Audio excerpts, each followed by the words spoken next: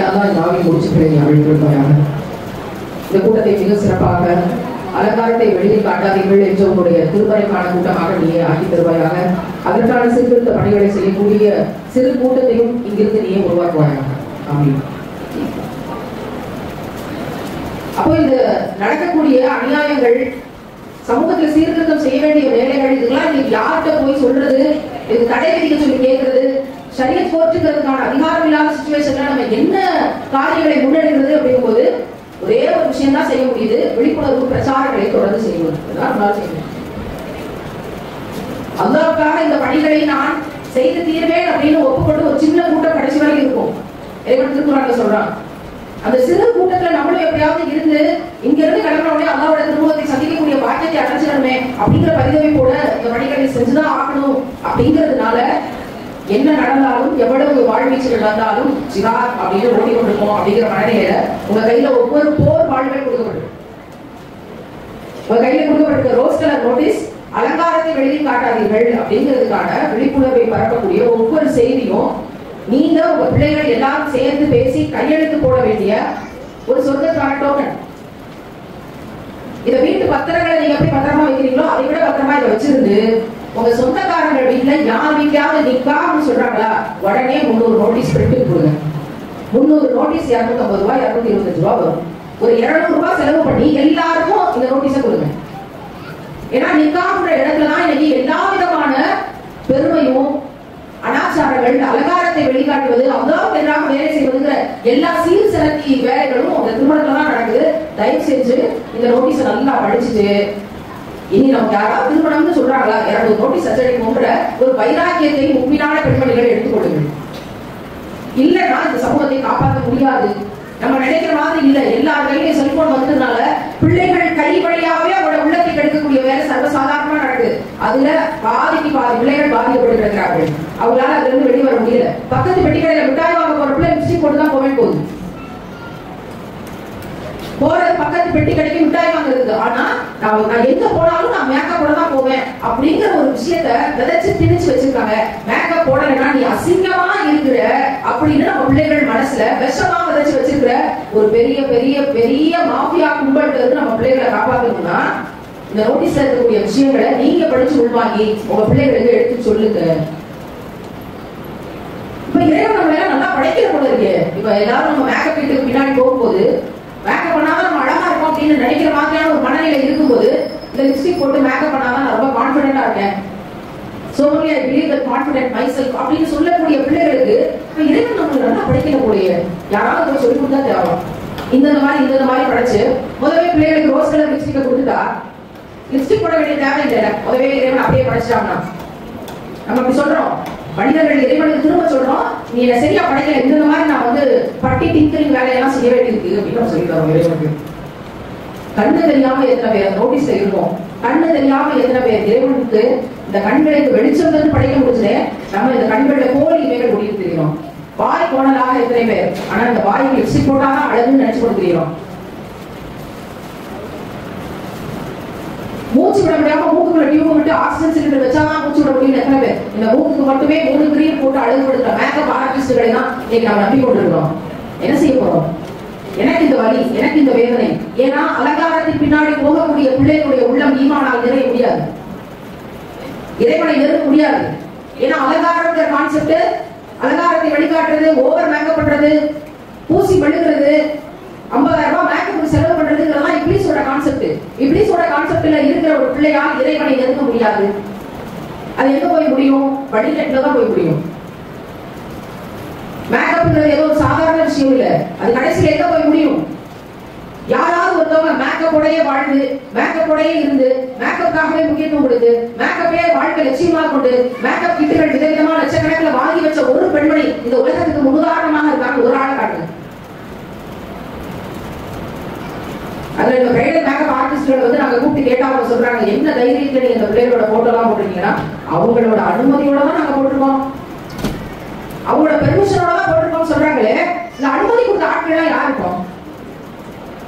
முத்துப்பேட்டையில bridal மேக்கப்ங்கிற பேர்ல இஸ்லாமிய பிள்ளைகள் இந்த வேலையை செய்யறாங்கன்னு வச்சுக்கோம். அந்த பிள்ளையோட பேஜ்ல இன்ஸ்டாகிராம் Facebook, YouTube பக்கங்கள்ல இருக்கிற பிள்ளைகளோட போட்டோ பூரா எடுத்து வெளியிடுவோமா? நீங்க தான் அனுமதி கொடுத்தீங்க, அதனால நாங்க எடுத்து வெளியிடுறோம். உங்களுக்கு எல்லாம் ஈமான் இல்லையா அப்படின்னு கேட்டு அலங்காரத்தை வெளியில் காட்ட எப்படி அனுமதி தந்தீர்கள் வெளியிடுவோம். வெளியிட்டா என்ன ஆகும்? இங்க இருக்கிற எல்லாரும் சொல்ல முடியுமா, எங்க வீட்டுல கல்யாணத்துக்கு நிக்காதுக்கு நாங்க பிரைடல் மேக்கப் ஆர்டிஸ்ட் இது வரைக்கும் நாங்க கூப்பிட்டு இனிமேல் கூப்பிட மாட்டோம் எல்லாரும் சொல்ல முடியுமா? எல்லா தெருவுக்கும் பாதிச்சு எல்லா பிள்ளைகளோட உள்ளங்களுக்குள்ள ஓடி கொண்டிருக்கு. பாதுகாக்கப்பட்ட பிள்ளைகள் அல்லாஹ்வால தேர்ந்தெடுக்கப்பட்டாங்க, அதனால அவற்றை பார்க்கிறாங்க, பார்த்தும் அதை கடந்து இதுக்குள்ள நாங்க போக மாட்டோம்னு சில பிள்ளைகள் பாதுகாக்கப்படுறாங்க. இதுக்கு எதிரான மிகப்பெரிய ஒரு போராட்டத்தை முன்னெடுக்க வேண்டிய அவசியம் இருக்குது. நீங்க எல்லாம் என்ன செய்ய போறீங்க? உங்க பிள்ளைகளோட திருமணங்களுக்கு இந்த பிரைடல் மேக்கப் ஆர்டிஸ்ட் தயவு செய்து கூட்டாதீங்க. சொந்தக்காரங்க நீங்க எல்லாம் சேர்ந்து பிள்ளைகளுக்கு அழகா மேக்கப் பண்ணி விடுங்க. பிள்ளைகளோட ஃப்ரெண்ட்ஸ் இருப்பாங்க, அவங்களே சேர்ந்து அழகா பிள்ளைங்க அழகா இருப்பாங்க. ஒன்னும் நஷ்டமடைய போறது இல்லை. அது போட்டோ எடுத்து எந்த ஸ்டேட்டஸ்லயும் வைக்க தேவையில்லை. ஊருக்குள்ள ஹிஜாபோட இருந்து கணவரோட வெளியே போகும்போது ஹிஜாப் இல்லாம நான் ஃபுல்லா தானே ட்ரெஸ் பண்ணிருக்கேன் அப்படின்னு பின்னாடி இருந்து போட்டோ எடுத்து குச்சால போட்டோக்களை போட வேண்டிய எந்த ஸ்டேட்டஸ்ல வெளியிட வேண்டிய அவசியமும் இல்லை. நான் சொல்றதுதான் இருக்கா இல்லையா? ஊர்ல இருக்கா இல்லையா? ஆமாண்ணா இப்படி விளையாட்டுங்க, இல்லைன்னா இப்படி விளையாட்டுங்க, இருக்கா இல்லையா? இருக்குது. நீங்க மனசார மேலே போய் உட்காந்து கத்துறீங்க, எங்களால ஒண்ணு சொல்ல முடியலையா? ஊர்ல இருக்கக்கூடிய முஸ்லிம்களுடைய குரல் இதுதான். பர்தான்னு ஒண்ணு போடுறமே எதுக்காக யாராவது சொல்லுங்க. பர்தா அழகா துப்பட்டி எல்லாம் போட்டு வந்திருக்காங்க, சாமி வெள்ள துணிக்கு மாறிடலாமான்னு பாத்துருக்கேன். இந்த பர்தான்னு ஒண்ணு போடுறமே எதுக்காக? இந்த துப்பட்டின்னு போடுறமே எதுக்காக? யாராவது பதில் சொல்லுங்க.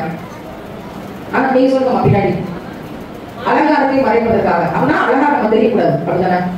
நான் தப்பா சொல்லலையே. அலங்காரத்தை வெளியே காட்டக்கூடாது. ஒரு பெண்ணுடைய உடலே அலங்காரம் தான். இறைவன் நிறைய படப்புகளை வச்சிருக்கான், அழகு வச்சிருக்கான். அந்த உருவ அமைப்பு வெளியே தெரியக்கூடாது. எனவே லூசா ஒரு ட்ரெஸ் போடுங்க, மேல துணியை போத்துங்கன்னு சொல்லி இறைவன் வசனத்தை இறக்கணும். தட் மீன்ஸ் நான் அழகா தெரியக்கூடாது வெளியே போகுது, அப்ப லூசா ஒரு ட்ரெஸ் போட்டுக்குவேன். இதுல என்ன டிசைனர் வருதா? உங்க பர்தாக்களை எல்லாம் பாருங்க, எத்தனை பர்தால டிசைன் இருக்கு பாருங்க. உங்க பர்தாக்கள்ல பாருங்க எத்தனை ஸ்டோன் ஒர்க் இருக்கு பாருங்க. உங்க பர்தால கைப்பட்டிய பாருங்க, எத்தனை கைப்பட்டியில எம்ப்ராய்டரி ஒர்க் பண்ணிருக்காங்க பாருங்க. உங்க பர்தால எவ்வளவு குறி வச்சிருக்கு பாருங்க. உங்க பர்தால எவ்வளவு எம்ப்ராய்டரி ஒர்க் அழகா பண்ணிருக்காங்க பாருங்க. உங்க பர்தால என்ன மாதிரியான உடைச்ச கண்ணாடி வளையல்கள் எல்லாம் ஒட்டப்பட்டிருக்குன்னு பாருங்க. பாருங்க உங்க பர்தாக்களை பாருங்க. பிளைன் பர்தா போட்டுருக்கவங்க எத்தனை பேருக்கு தேர்ந்தெடுத்து மேடைக்கு கூப்பிட்டா அவங்களுக்கு ஒரு 20-25 பேர் பிரைஸ் கொடுத்து அனுப்பிடலாம். மற்றபடி பர்தாக்கள் மேக்ஸிமம் இன்னைக்கு எம்ப்ராய்டரி, ஆரி ஒர்க், ஓரி ஒர்க், ஆரி ஒர்க், நாரி ஒர்க் எல்லா ஒர்க்கும் பண்ண ஆரம்பிச்சாங்க. வெளியே போனா அழகா தெரியக்கூடாதுங்கிற பர்தால பார்க்கிவியர் பர்தா வாங்குங்கள், இந்த பர்தா கல்லு வச்ச பர்தா வாங்குங்கள், இது எவ்வளவு கஸ்டமைஸ் பண்ணிருக்கு இதை வாங்குங்கள், அதை வாங்குங்கள். இஸ்லாமிய பிள்ளைகள் ஒரு மாசம் மட்டும் போட்டு கொண்டு போய் கூவி கூவி விற்கிறார்கள். அதுக்கு ஒரு பேஜ், அதுக்கு ஒரு இன்ஸ்டாகிராம் பேஜ். இது என்ன கேவலம்? பர்தா எப்படி அழகா இருக்க முடியும்? அழகா இருக்கக்கூடாதுன்னு லூசா போடுற ஒரு துணி எப்படி சர்வ அலங்காரத்தோட டிசைனா இருக்க முடியும்? அது எப்படி பார்ட்டிவியர் பர்தான்னு ஒண்ணு இன்னைக்கு அதிகமா விற்கிறாமே, அது என்னது?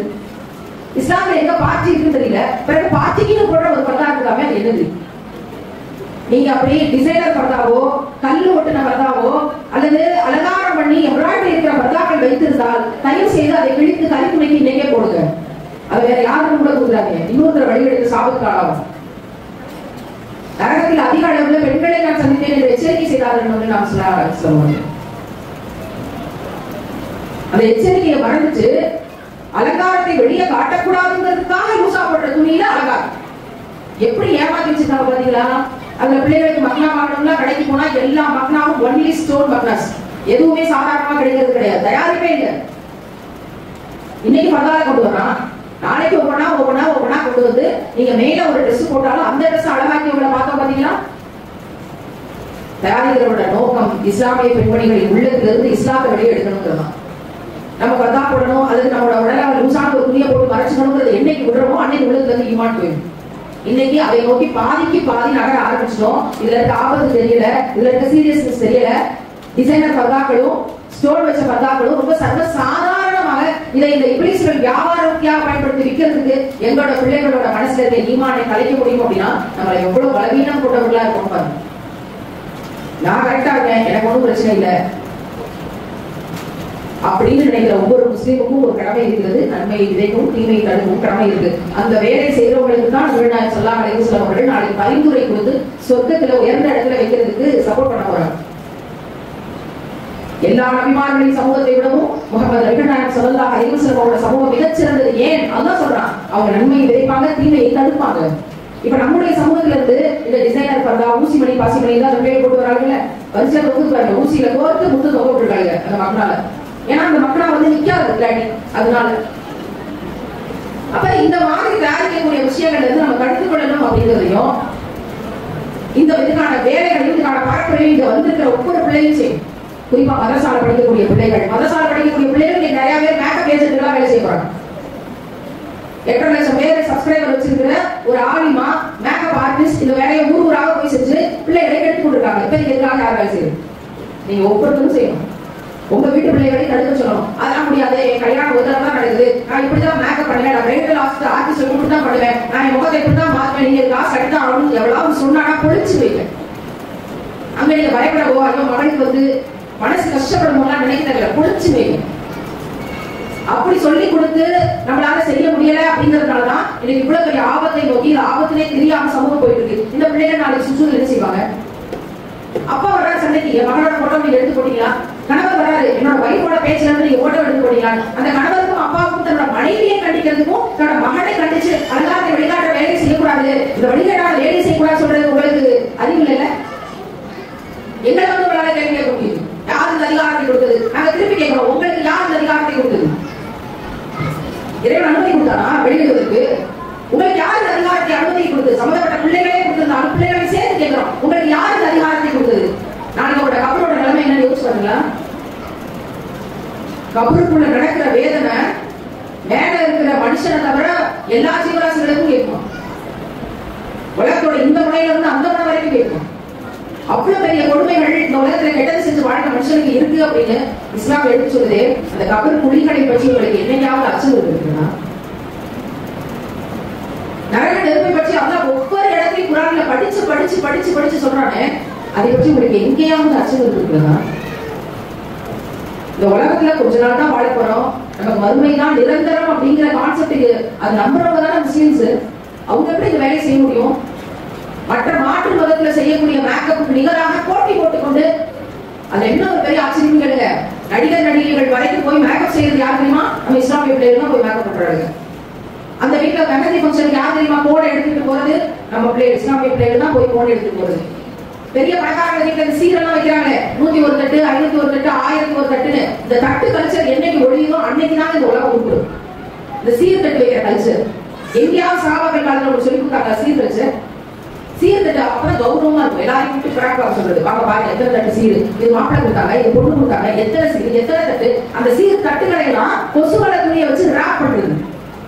மஞ்சள் கலர் ராப்பிங், சிவப்பு கலர் ராப்பிங், பச்சை கலர் ராப்பிங், சீர் தட்டுகளை எல்லாம் ராப் பண்றதுக்கு ஒருத்தி வருவா. அவளும் ஒரு இஸ்லாமிய பிள்ளை தான் வருவா. இன்னைக்கு உலகம் ஃபுல்லா ராப்பிங் கல்ச்சர் பெருகிருக்கு. அந்த சீர் தட்டை ராப் பண்றது அப்படிங்கறது ஒரு தொழிலாக மாற்றிக்கொண்டு இஸ்லாமிய பிள்ளைகள் அதை வந்து வித்துட்டு இருக்காங்கன்னா, இதுக்கு உடன் போகக்கூடியவர்கள் யார்? அவங்களுக்கு நரக நெருப்பை பற்றி அச்சம் இல்லையே. அலங்காரத்தை வெளியே காட்டாதீர்கள் சொல்றது பர்தால மட்டும் இல்ல, மேல போடுற துணியில மட்டும் இல்ல, இந்த சீர் தட்டுகள்ல மட்டும் இல்ல. கல்யாணத்துக்கு 1000 பவுன் நகை போட்டேன், 300 பவுன் நகை போட்டேன், பிள்ளை சூசைட் பண்ணி செஞ்சு போயிடுச்சு. நீங்க எவ்வளவு பஞ்சாயத்தை பார்த்து கொண்டிருப்போம் தெரியுமா தெரியாதா? 300 பவுன் நகை போட்டு இன்னும் 200 பவுன் நகை போடணும்னு கேட்டு டார்ச்சர் பண்ணி அந்த பிள்ளையை சூசைட் பண்ணி செத்து போன வழக்கு இந்த வாரம் தமிழகத்துல எவ்வளவு பெருசா போயிட்டு இருக்கு தெரியுமா தெரியாத? அந்த திருப்பூரோட வழக்கு எல்லாம் மொபைல்ல பார்த்துட்டு தானே இருக்கீங்க. அந்த கலாச்சாரம் எப்படி இஸ்லாத்துக்குள்ள வர முடியும்? நகை போட்டா கல்யாணம், இவ்வளவு சீர் தட்டு வைக்கணும், இவ்வளவு பலகாரம் தட்டு வைக்கணும், இத்தனை மருதாணி ஃபங்க்ஷன் நடத்தணும், பொண்ணுக்கு வீடு கட்டி கொடுக்கணும், பொண்ணுக்கு சீர் சரக்கு செய்யணும், அவன் தலைமுடி காய வைக்கிறதுக்கு ட்ரையர் முதல் கொண்டு அம்மா வீட்டுல இருந்து தான் வாங்கி தரணும். எங்க மகர் எங்க? இஸ்லாம் ஒரு திருமணம் செய்யறது வலியுறுத்துனா மகர் தான் சட்டம், தெரியுமா தெரியாதா? மகரை உடைச்சு வச்சிருப்போம் எல்லா இடத்துலயும். நீங்க திருமணமான பெண்கள்னா சொல்லுங்க, மகர் படிதான் அவங்க கல்யாணம் நடந்துச்சா? அவங்க அம்மா வீட்டுல சீர் சரக்கு போடலையா? நகை எடுத்து போடலையா? வீடு கட்டி கொடுக்கலையா? நீங்க மகர் கேட்டா அந்த மகர் கொடுத்தா அவங்க கல்யாணம் எல்லாம் நடந்துச்சா? சொல்லுங்க இஸ்லாமிய பெண்கள்.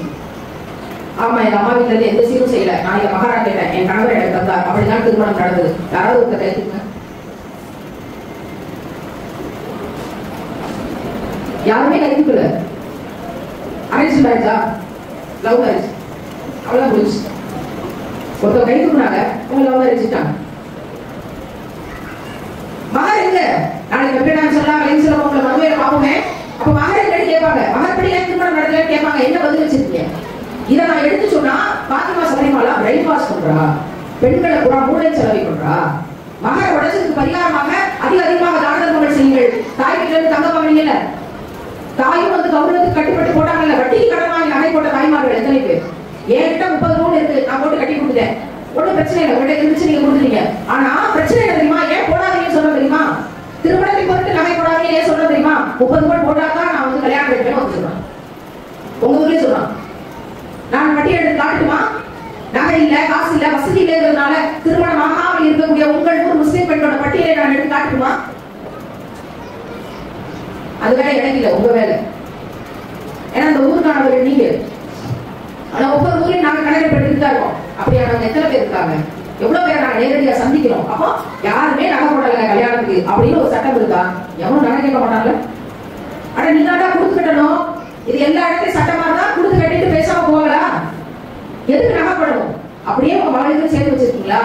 கல்யாணம் முடிச்சு 1 வருஷம் கழிச்சு கொடுங்க. இதை சொல்லுவதற்கு இமாம்கள் பெரிய அளவுல முன்வர மாட்டேங்கிறாங்களே. நிறைய பேர் சொல்லிட்டு தான் இருக்காங்க. ஆனா காதுல வாங்கல சமூகம். ஆனால் எங்களுக்கெல்லாம் எதிராக வாய்ஸ் நோட் போடுறாங்கல்ல, அவங்க இந்த மகர பத்தி வாய்ஸ் நோட் போடல. அவங்க இதுக்காக இவ்வளவு பெரிய ஒரு மனைவியெடுப்பு செய்யலாம்ல. எங்களை வந்து உட்கார்ந்து பேசுற நேரத்துல இந்த வரதட்சணை கொடுமை கொலைகள் நடக்காம சமூகத்தை பாதுகாக்கிறதுக்கு வேலை செய்யலாம்ல. நாங்கள் இன்னைக்கு தெருவாக கட்டி கொண்டிருக்கிறோம். அதை ஒட்டி நிறைய பேர் மாறி இருக்காங்க. மகர்படிதான் என் மகளுக்கு நான் கட்டி கொடுப்பேன், நான் நகை போட மாட்டேன்னு வாக்கு கொடுத்தவர்கள் எத்தனை பேர்? மாறி இருக்கவங்க எத்தனை பேர்? நிம்மதி அடைச்சவங்க எத்தனை பேர்? இந்த பிரச்சாரத்தை தொடர்ந்து முன்னெடுத்து கொண்டிருக்கிறோம். ரொம்ப சொகுசா முன்னெடுக்கல, நின்று பேச முடியல, கால் அவ்வளவு வலி. பயணத்தை நிறுத்துங்கள் மருத்துவர்கள் சொல்றாங்க. மரணிச்சாலும் இந்த பரம்பரை நடுவே தான் என்னோட உயிர் போகணும். நான் உயிரினும் மேலாக நேசிக்கக்கூடிய உத்தம ரவிநாயகர் சொல்லாக ஐசரம் அவர்கள்ட்ட 14 இருந்து வாக்குறுதி வந்திருக்கேன். நான் மரணிக்கிற வரைக்கும் நபிகள் காட்டிய பெண்ணியம் தான் பெண் விடுதலைக்கான ஒரே வழி. நாங்கள் அதுல இருந்துதான் மீண்டும் வெளிச்சத்தை பெற்றோம். அந்த வெளிச்சத்தை சமூகம் பெற வேண்டும்ங்கிறதுக்கான பிரச்சாரத்தை நான் தொடர்ந்து செய்வேன். போனாலும் உயிர் அப்படியே போகட்டும். அவ்வளவு கடினப்பட்டு சரியான சாப்பாடு கிடைக்கிறது இல்ல. சாப்பாடு கிடைச்சாலும் உடம்புக்கு ஒத்துக்கிறது இல்ல. பயணம் அத்தனை சுலபமாக இல்ல. வீட்டை விட்டு வெளியே வந்து 12 நாட்கள் ஆகிறது. எங்களுக்கும் பிள்ளை குட்டி உண்டுதானே. எப்படியாவது சர்வை பண்ணுங்கன்னு சொல்லிட்டு யார்கிட்டயோ பொறுப்புகளை ஒப்படைச்சிட்டு இந்த பணிகளை நாங்க எடுத்துக்கொண்டு ஓடுறோம் அப்படின்னா ஒரே ஒரு காரணம் தான், எந்த பிள்ளையும் நாளைக்கு நரகத்துக்கு போயிடக்கூடாது. நல்லா கண்ணு முன்னாடி பாக்குறேன் இந்த பிள்ளைகளை எல்லாம் எப்படியாவது பாதுகாக்கிறேன். அதுக்கு வேலை செய்யறதுக்கு எங்களை ஒரு கருவியாக ஆகும். மகன் பத்தி பேசும்போது சொல்லதான் செய்யணும். இதுக்கு பகரமாக மகர் உடைச்சு அதுக்கு பகரமாக உள்ள தங்க நகைகளை அதிகமாக தான தர்மங்கள் செய்யுங்கள் சொல்லதான் செய்யணும். நான் மரணிக்கிற வரைக்கும் சொல்லுவேன். உங்களுக்கு தங்க பரிசா தான் வச்சுக்கோங்க, கொடுக்காதீங்க. அதை எப்படி எங்க ஊர்ல வாங்கி எங்க ஊருக்கு மட்டும் தான் தான தர்மம் செய்யணும்? விவேகானந்தர் சொல்லா கலைஞர் அவர்கள் உலகத்துக்கே வெளிச்சமாக வந்தார்கள். ஒட்டுமொத்த குரானும் ஒட்டுமொத்த உலகத்துக்கும் தான் தரப்படுச்சு. முத்துப்பேட்டைக்கு மட்டும் தரல. நாங்க குரானை நீங்க மட்டும் வச்சுக்கோங்க. இருக்கக்கூடிய முக்கியமான முஸ்லிம் பெண்மணிகள் பலஸ்தீன் பிள்ளைகளுக்காக அடமாட்டீங்களா? இங்க இருக்கக்கூடிய முஸ்லிம் பெண்மணிகள் முத்துப்பேட்டையோட முஸ்லிம் பெண்மணிகள் பலஸ்தீன் குழந்தைகள் பசியால் செத்து போறாங்களை செலுத்தி சாட்சி கொண்டு ஒரே நாள்ல 14,000 குழந்தைகள் செத்து போனார்கள் உணவில்லாம என்ன அறிக்கை கொடுத்தது? அந்த 14,000 குழந்தைகளுக்காக நீங்க அடமாட்டீங்களா? துவா செய்ய மாட்டீங்களா?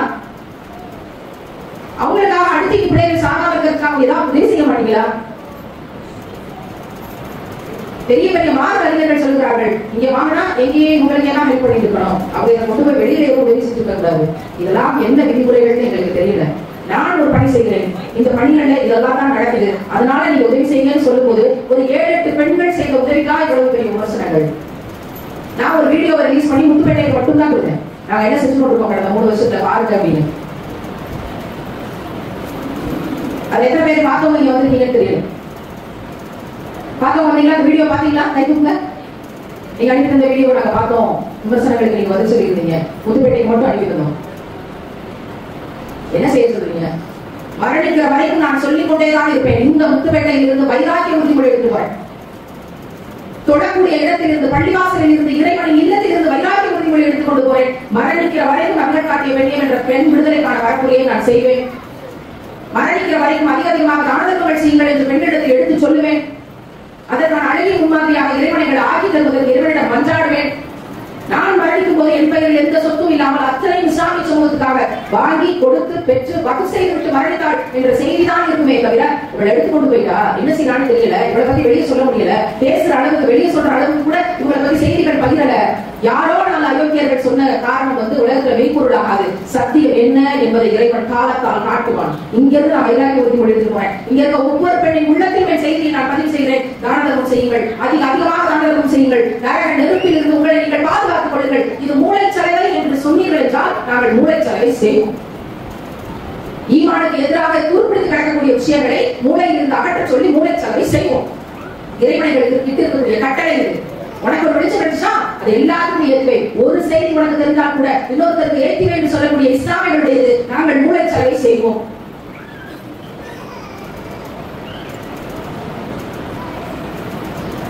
இந்த 3 ஆண்டுகளாக நாங்கள் செஞ்சுட்டு இருக்க வேலைகளுடைய பேப்பர்ஸ் ரெக்கார்ட் பண்ணது மட்டும் ஒரு பீரோ ஃபுல்லா இருக்கு.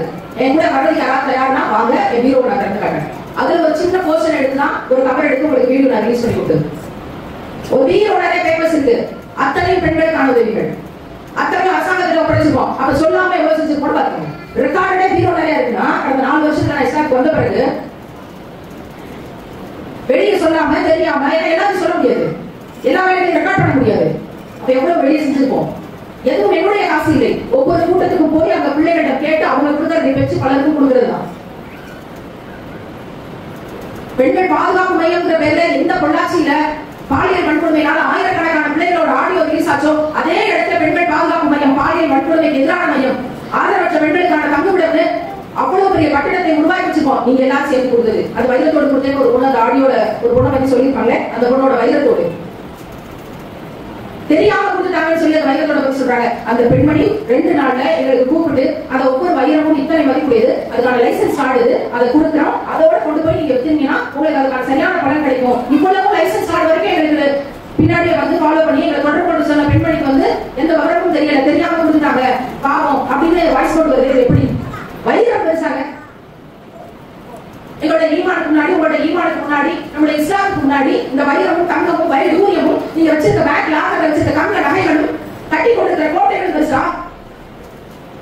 உங்கள் மனைவியை தங்கமாக்கி தருவா கேட்டப்ப வேண்டாம், நான் இப்படியே ஏழையாக இருந்து என்னோட பணியை நான் இந்த பூமியை முடித்து விட்டு போகிறேன்னு சொன்னேன். நபிகள் ஸல்லல்லாஹு அலைஹி வஸல்லம் அவர்களை உயிரும் மேல் நேசிக்கக்கூடிய உம்மத்துக்கள் நாங்கள். நீங்க கொடுக்கிறத வாங்கி நாங்க வாயில போட்டுட்டு உங்களை ஏமாத்திட்டு நீங்க நினைக்கிற நரகத்துக்கு போறதுக்கு நாங்க என்ன மடக்கூட்டமா?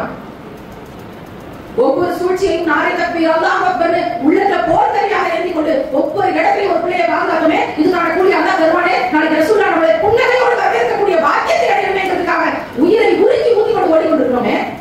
தான தர்மம் செய்யுங்கள். இப்பயும் சொல்றேன், தூக்கிப்பட்ட குப்பைகள் என் மீது விழட்டும், அது அல்லாஹ் என்னுடைய மீசான நன்மையாக்கி தருவான். இது சத்தியம். நீங்க அதிகமாக தான தர்மம் செய்யுங்கள். உங்களை சுற்றி இருக்கவங்களுக்கு செய்யுங்க, உங்க கூட இருக்கவங்களுக்கு செய்யுங்க, நீங்க மரணிக்கும் வரைக்கும் செய்யுங்க. இந்த நிகழ்ச்சியை இஃப்தாரோடு நடத்துவதற்கு பிள்ளைகளை எல்லாம் எவ்வளவு சிரமப்பட்டாங்கன்னு கேள்விப்பட்டேன். நான்